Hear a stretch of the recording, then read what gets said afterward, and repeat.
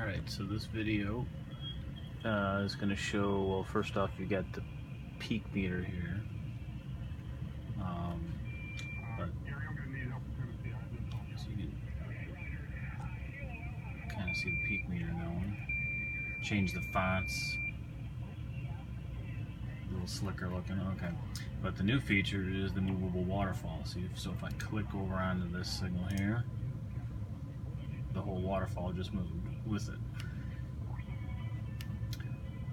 So my thing is, anything outside of the area may be corrupt, outside of that viewing area that was on the screen originally.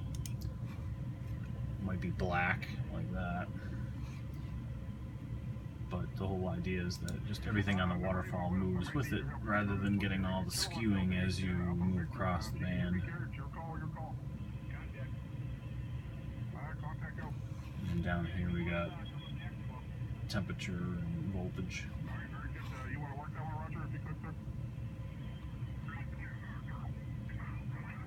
So everything stays on the screen.